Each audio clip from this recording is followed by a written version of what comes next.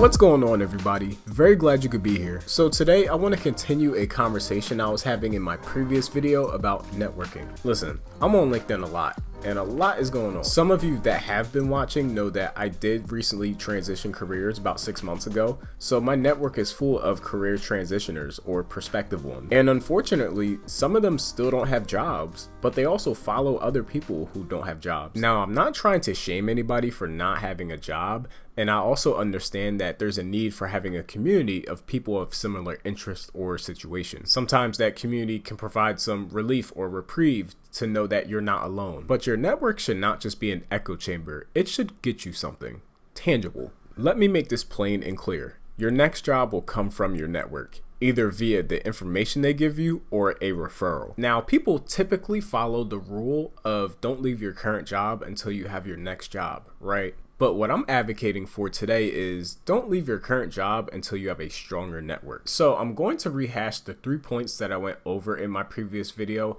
except with more straightforward answers, and hopefully it helps. That being said, let's go. The first thing you need to do is establish the connections that you need to make. Now, before you can do this, the first thing you need to do is write down, where are you going?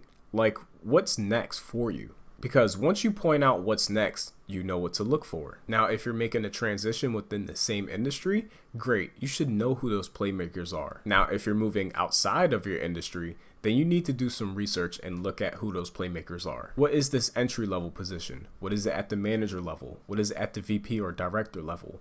Look at those, understand what those are. Once this is established and ready to go, you need to make connections with people who are in proximity to where you're going. So let's just stay on the position. If you're going for a manager position, you need to connect with other managers. But also, you need to connect with people who are above the manager level, because most likely they were managers before and they could provide you with information to get the manager job. Or they can refer you to the managers that work for them to consider you. This quite literally happened for me. You also need to make sure that the people you're connecting with are relevant to the industry that you're in or going to. If you're looking to get into tech, but you're connecting with people who are in sports media, what are you doing? Direct needs require direct efforts. Pay attention to the level that they're at and where you're going to, and pay attention to the industry that they're at and where you're going to. Next, you need to establish your desired outcome of the relationship. As I just said, direct needs require direct effort. So when you're looking to make a connection after you've identified who they are and their level and their industry,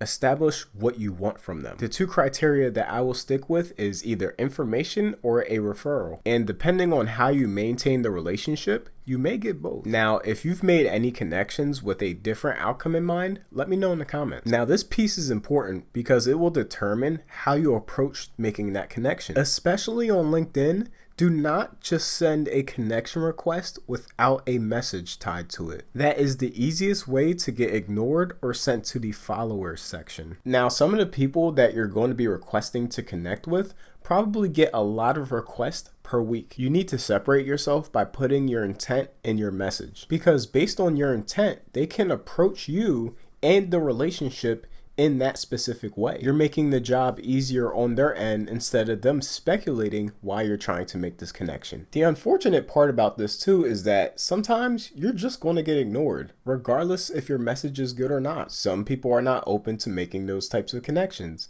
and that's okay. You don't need to be connected with those people. Keep going and don't get discouraged. And finally, establish when you need to make these connections. I'll make it easy for you. You need to make these connections right now. I know you love your job. I know you love your boss and your coworkers and everything, but you still need to be networking right now. We just went through 2020. Like, everybody just saw what happened. Job security is a myth because if the money is not right, layoffs are coming. You need to be ready and connected at all times. Period. See, when you're constantly networking, the people you're connected with see your career development in real time. So when the time comes and you need to transition positions, well, they get your resume, but they also understand your experience directly from your mouth. Everybody will talk about how to get your resume through ATS. No, you need to get your body through the door before your resume even gets there. So get to networking. Start today, start now. And that wraps up this video. In the comments section, go ahead and put network now. Or tell me about a great networking experience that you had, which actually got you somewhere. Like, sub, and hit the bell for more content,